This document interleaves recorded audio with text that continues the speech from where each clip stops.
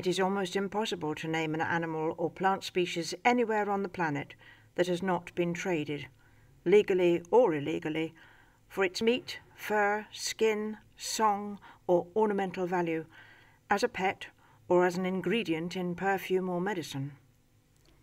Every year China, the US, Europe, and Japan purchase billions of dollars worth of wildlife from biologically rich parts of the world, such as Southeast Asia, emptying out parks and plundering wildlands, often newly accessible along logging roads.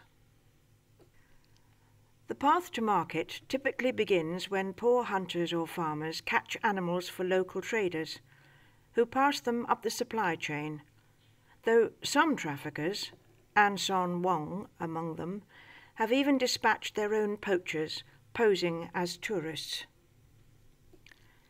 In Asia, wildlife ends up on the banquet table or in medicine shops.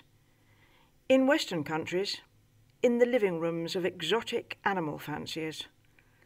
The economics are as easy to understand as an art auction.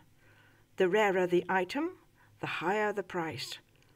Around the globe, nature is dying, and the prices of her rarest works are going up. While no one knows exactly how large the illegal wildlife trade is, this much is certain. It's extraordinarily lucrative. Profit margins are the kind drug kingpins would kill for. Smugglers evade detection by hiding illegal wildlife in legal shipments. They bribe wildlife and customs officials, and they alter trade documents. Few are ever caught, and penalties are usually no more severe than a parking ticket. Wildlife trafficking may very well be the world's most profitable form of illegal trade, bar none. Smugglers also exploit a loophole in the Convention on International Trade in Endangered Species of Wild Fauna and Flora, CITES.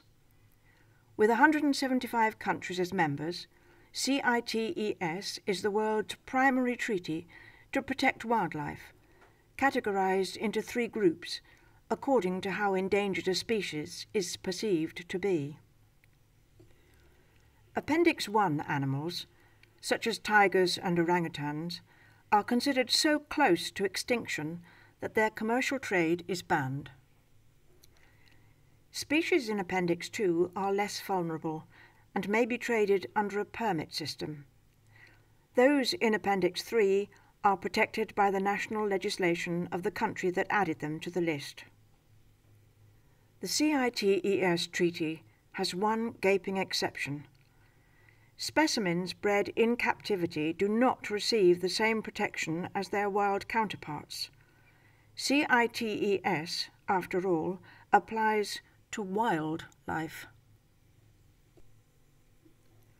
Proponents of captive breeding argue that it takes pressure off wild populations, decreases crime, satisfies international demand that will never go away, and puts money in the pockets of those willing to commit to farming wildlife. But these benefits only hold in countries with enforcement policies strong enough to deter rule breakers. In practice, smugglers establish fake breeding facilities, then claim that animals and plants poached from the wild are captive bred. Fake captive breeding is just one of the techniques Anson Wong used in running a secret front operation for one of the world's largest wildlife smuggling syndicates. Now, the world's most notorious convicted reptile trafficker is about to move in a new direction, with potentially shattering consequences for one of the most revered, charismatic, and endangered animals on the planet, the tiger.